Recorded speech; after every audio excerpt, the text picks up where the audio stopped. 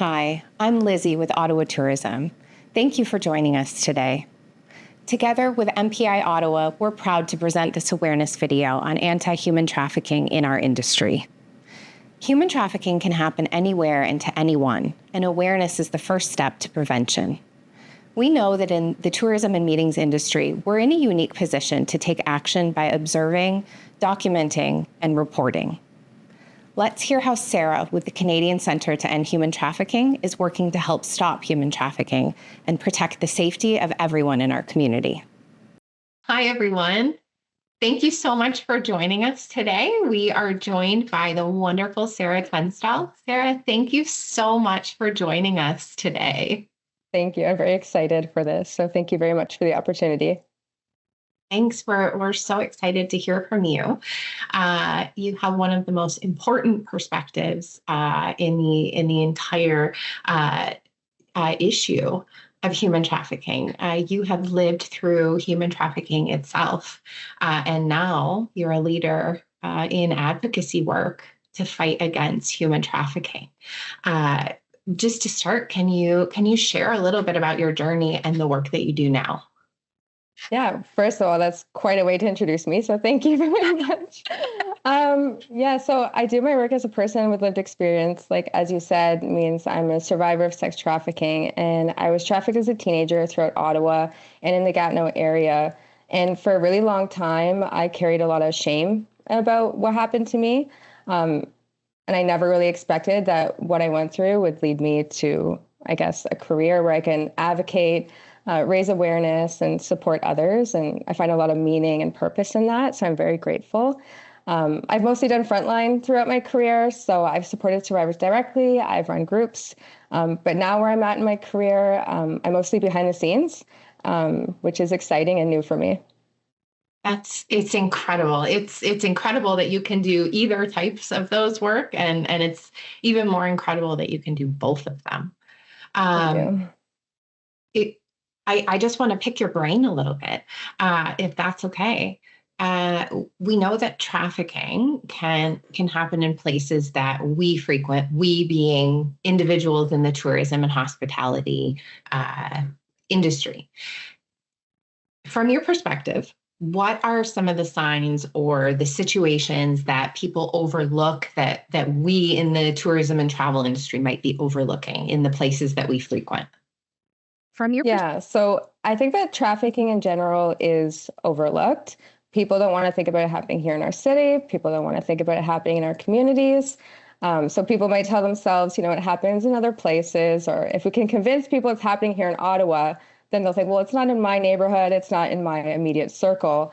But then when we start naming real places like hotels people have stayed at, or if we name venues that people have fun in or celebrate in, it becomes harder to ignore. I think there's a lot of lists out there or resources where you can find signs, which are very important to know. But I think in terms of tourism, a question that I like a bit more is like, how can we equip people in these spaces to better respond when somebody is being trafficked? And for me, that means ensuring that you have resources and awareness materials within these spaces and equipping staff to be able to respond appropriately and safely if somebody does reach out for help within this space. I love that.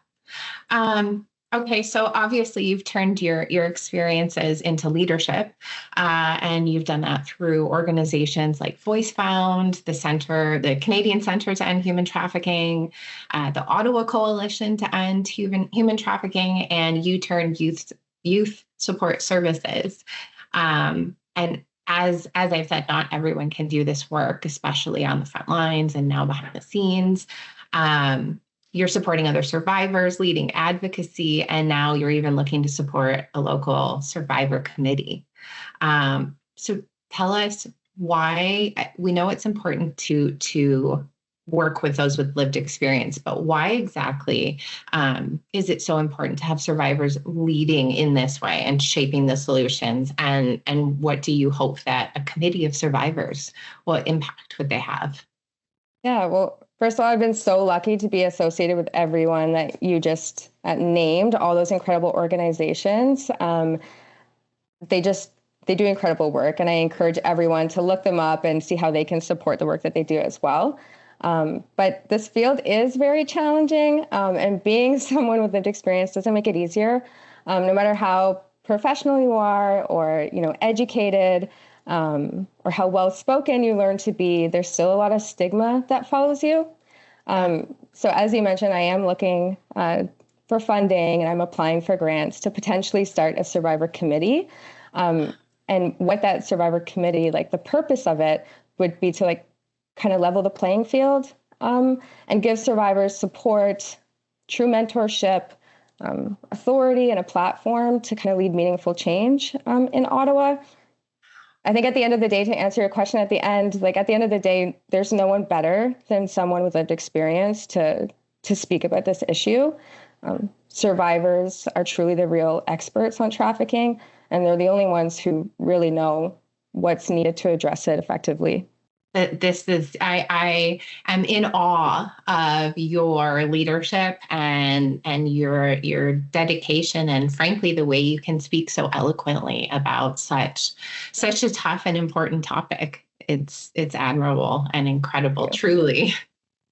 Thank you. Sarah, looking ahead, what's your hope for Ottawa and for survivors from people like the tourism industry? How can we work together to make our community safer and more supportive?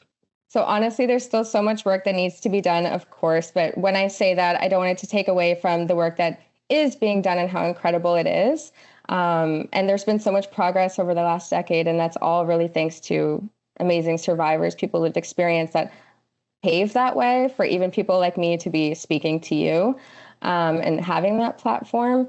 One thing I would love to see our city invest in a bit more is not only just survivors and programs that support survivors, but their families and people in their broader environment. And when I say families, I don't just mean traditional family systems, but whoever that individual identifies as their chosen support network.